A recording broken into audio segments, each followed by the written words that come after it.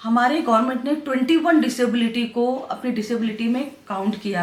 Hello everyone, मैं doctor शीतल मिश्रा आप सबका अपने चैनल पर स्वागत करती हूँ। आज का जो पॉडकास्ट है वो बहुत ही इंटरेस्टिंग है। आज हम बात करेंगे स्पेशल चाइल्ड के बारे में। इसके लिए हमने बुलाया है मिसेस रुचि हरित को, जो कि हमारे साथ है और एक स्पेशल एजुकेटर है, जो हमें बताएंगे कि स्पेशल एजुकेटर चाइल्ड होते क्या है, उन्हें किस हिसाब से हमें टैकल करना चाहिए और क्या क्या चीज़ें होती है। तो रुचि जी, मैं आपसे पहले ये जानना चाहूँगी कि स्पेशल एजुकेटर होता क्या है। पहले तो आपको थैंक यू जो आपने मुझे इनवाइट किया और मेरे एक्सपीरियंस के ज़रिए मैं जब अपने दर्शकों को कुछ ज्ञान दे सकती हूँ। तो जैसे कि आपने पूछा है कि स्पेशल चाइल्ड्स क्या होते हैं। स्पेशल चाइल्ड बेसिकली वो न्यूरोलॉजिकल डिसऑर्डर होते हैं। उनमें किसी ज़्यादातर ये बच्चे by birth he neurological disease deformities के साथ बॉर्न्स होते हैं। पर जब हम इन्हें कैसे पहचानें कि ये बच्चे हमारे स्पेशल नीड्स बच्चे हैं, तो कुछ जो डिज़ीज़ होती हैं, कुछ डिसेबिलिटीज़ होती हैं, उनके अलग अलग माइलस्टोन्स होते हैं। उसके ज़रिए हम पहचान पाते हैं कि हमारे बच्चों को कौन सी डिसेबिलिटी है, किस माइलस्टोन्स पे हैं, और उनके असेसमेंट्स के ज़रिए, डॉक्टर के परफॉर्मा के ज़रिए, डिफरेंट टेस्ट के ज़रिए हम उन बच्चों के बारे में जानकारी ले पाते हैं कि हमारे बच्चे किस चीज़ को लेके सफ़र कर रहे हैं। तो आपने बहुत अच्छे से एक्सप्लेन किया। जैसे कि मैं जानना चाहती हूँ कि काफ़ी सारे चाइल्ड होते हैं, तो इसमें से हम कैसे रिकॉग्नाइज कर पाएंगे कि इस बच्चे को स्पेशल एजुकेशन की नीड है। देखिए, जहाँ तक मेरा एक्सपीरियंस है कि each and every disability needs a special educator. Depend करता है कि उन्हें कौन कौन सी डिसेबिलिटीज़ हैं। जैसे अगर बच्चे को लोकोमोटर है तो उन्हें ऑक्यूपेशनल थेरेपिस्ट की नीड्स ज़्यादा होगी, प्लस उसके साथ एकेडमिक और बिहेवियर्स के उनको ट्रेन करने के लिए स्पेशल एजुकेटर्स की नीड्स होती है। हर बच्चे का आईक्यू लेवल अलग होता है, हर बच्चे की नीड्स अलग होती है। जितने भी डिसेबल बच्चे होते हैं उन हर बच्चों को स्पेशल एजुकेटर्स की नीड्स होती ही है। तो रुचि जी, आपने बहुत अच्छा एक्सप्लेन किया। नेक्स्ट मेरा क्वेश्चन है कि जैसे आजकल जो बहुत बिजी लाइफ हो गया है, मतलब स्पेशल एजुकेटर के पास हम लेके जाना पॉसिबल नहीं होता है पेरेंट्स को, तो क्या हम ऐसे बच्चों को ऑनलाइन भी सेशंस दे सकते हैं? हाँ, हम इन बच्चों को ऑनलाइन सेशन भी दे सकते हैं, पर डिपेंड करता है उन बच्चे की आईक्यू लेवल, उन बच्चे की डिसेबिलिटी का सीवियरिटी कितना है। जैसे बच्चा अगर एडीएचडी है तो बच्चा 1-2 मिनट से ज़्यादा एक जगह बैठ के नहीं करता है, तो उन बच्चों को ऑनलाइन सिखाना थोड़ा सा डिफ़िकल्ट होता है। ऐसे में हम पेरेंट्स को ट्रेन करते हैं। पेरेंट्स को हम बताते हैं कि आप कौन कौन सी एक्टिविटी अपने बच्चे के साथ करें। तो ऐसे ऑनलाइन सेशन में हम पेरेंट्स को ज़्यादातर ट्रेन करते हैं, जिससे कि तो फॉर एग्जांपल जैसे कि ऑटिस्टिक बच्चा है, वो एक जगह नहीं बैठता है, तो हमें पेरेंट्स को अलग अलग एक्टिविटीज़ बतानी होती है और चार्ट्स उनको एक्सप्लेन करते हैं कि आपने कौन सी एक्टिविटी कितनी देर के लिए कराई और बच्चा कितनी देर बैठा। तो वो ड्यूरेशन हम पेरेंट्स को उस तरीके से गाइड करते हैं कि वो अपने बच्चे को कैसे डील करें। तो जैसे कि आप ऐसे वीकली या फिर मंथली ऐसे कुछ एक्टिविटीज़ होते हैं, ऐसे कौन कौन सी एक्टिविटीज़ होती है जो आप बच्चों को कराते हैं? इन बच्चों को वीकली और मंथली एक्टिविटीज़ हम पहले से प्री प्लान करते हैं, पर कुछ सर्कमस्टांसेस ऐसे होते हैं हमें डे बाय डे उन बच्चों के लिए एक्टिविटीज़ प्लान करनी होती है। जैसे बच्चा अगर एपिलेप्सी का है, ऑटिस्टिक बच्चा है, एमआर बच्चा है, डाउन सिंड्रोम बच्चा है, तो उन बच्चों की हम एक्टिविटीज़ वीकली प्लान हम पहले से करके रखते हैं, बट हमें डे बाय डे भी प्लान करना होता है। जैसे कि आपने पूछा कि हम कौन कौन सी एक्टिविटीज़ कराते हैं। जैसे एपिलेप्सी बच्चा है तो उसको हम डिपेंड करता है आईक्यू लेवल का। अभी मेरे पास जो बच्चा है उसको एकेडमिक लेवल से हम उसको ट्रेन कर रहे हैं। तो सिंपल अल्फ़ाबेट्स, नंबर्स हैं और कलर्स हैं, कुछ शेप्स हैं, फोनेटिक साउंड्स हैं।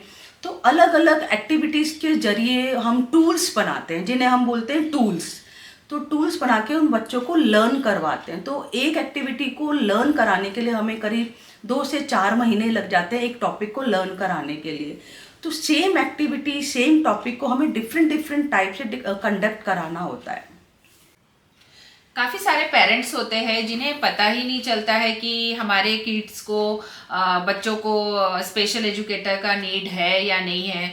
तो ऐसा कौन सा एक्टिविटी है जिसके ज़रिए पेरेंट्स लोग भी ये समझ पाए कि इन्हें अच्छा इस चाइल्ड को स्पेशल एजुकेटर की नीड है।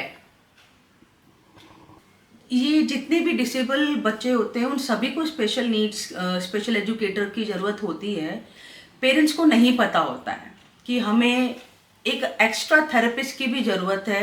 जैसे हम ओटी भी देते हैं, हम स्पीच भी देते हैं, तो हमें स्पेशल एजुकेटर भी बच्चों को प्रोवाइड कराना चाहिए। तो हम पेरेंट्स को कैसे पता चलता है? उन बच्चों का असेसमेंट होता है, जो कि साइकोलॉजिस्ट आरसीआई से लाइसेंस होता है, जो कि उनका असेसमेंट करते हैं और वो उन्हें बताते हैं कि आपको एक स्पेशल एजुकेटर रखना बहुत ज़रूरी है बच्चों को। इन साथ के साथ में और थेरेपीज भी कराना है। तो उन पेरेंट्स के लिए थोड़ा डिफ़िकल्ट हो जाता है कि हम सारे थेरेपिस्ट को हम एक साथ हम बच्चों को नहीं लें। तो उनकी प्रायोरिटी लिस्ट क्या होती है, तो वो अपने हिसाब से बच्चों के लिए जज करते हैं कि पहले कौन से हम थेरेपिस्ट को हम हायर करें अपने बच्चों के लिए। पर आजकल मैं देख रही हूँ बहुत सारे पेरेंट्स स्पेशल एजुकेटर को ऑनलाइन है, होम ट्यूशन्स हैं या सेंटर पे है, सब जगह वो लोग अपने बच्चों को प्रोवाइड करा रहे हैं। रुचि जी, मैं आपसे जानना चाहूँगी कि जैसे जो स्पेशल चाइल्ड होते हैं, ये ऐसा नहीं है कि 1-2 साल के बाद ये लोग नॉर्मल हो जाते हैं। काफ़ी सारे पेरेंट्स जो रहते हैं वो उनका बिहेवियर उनके लिए किस हिसाब से रहना चाहिए कि वो बच्चा अच्छे से डेवलप भी कर पाए और उसका एजुकेशन भी अच्छे से हो पाए। आप कुछ पेरेंट्स को कहना चाहेंगे? मैं पूछा कि हम बच्चों की एजुकेशन के लिए वो डेवलपमेंट में पेरेंट्स की क्या हेल्प होती है। उसमें पेरेंट्स की ज़्यादातर ये रहता है इस कंडीशंस पे, इस सिचुएशन पे पेरेंट्स को भी ट्रेन होना बहुत ज़रूरी होता है। कुछ सर्कमस्टांसेस ऐसे होते हैं पेरेंट्स इस चीज़ को लेके अवेयर नहीं होते हैं कि बच्चों को सोशलाइज होना, एक्सपोजर होना, कि हर बच्चे का हिसाब अलग होता है। पेरेंट्स को कैसे डील करना चाहिए, क्योंकि जब जैसे जैसे उनकी ट्रीटमेंट चल रही होती है, थेरेपिस्ट चल रही होती है, तो पेरेंट्स को भी साथ साथ में गाइडेंस लेनी चाहिए थेरेपिस्ट से कि हमें कैसे अपने बच्चे को इन फ्यूचर करना है। क्योंकि एक एज के बाद ही थेरेपिस्ट तो थेरेपी देता है। एक पर्टिकुलर सर्टेन एज के बाद इनकी कोई थेरेपी नहीं होती है, क्योंकि हमारा न्यूरोलॉजिकल ब्रेन डेवलप हो जाता है, तो बच्चा जितना लर्न कर सकता है वो कर लेता है। ज़्यादातर 16-17 साल के बाद इनकी कोई थेरेपी नहीं होती है, सिवाय ग्रॉस मोटर के, ऑक्यूपेशनल थेरेपिस्ट के। तो पेरेंट्स को अकॉर्डिंग टू अपना बच्चा को हर तरीके से उसको घर पे डील करना चाहिए। जैसे जैसे थेरेपिस्ट के साथ किस तरीके से उनकी एक्टिविटीज़ होती है, उसी के रिगार्डिंग, उसी से संबंधित घर पे भी उसी से रिलेटेड एक्टिविटीज़ होनी चाहिए। जैसे फॉर एग्जांपल बच्चे को हमें बिजी रखना है, जिससे कि उनके टैंट्रम्स ना बढ़े।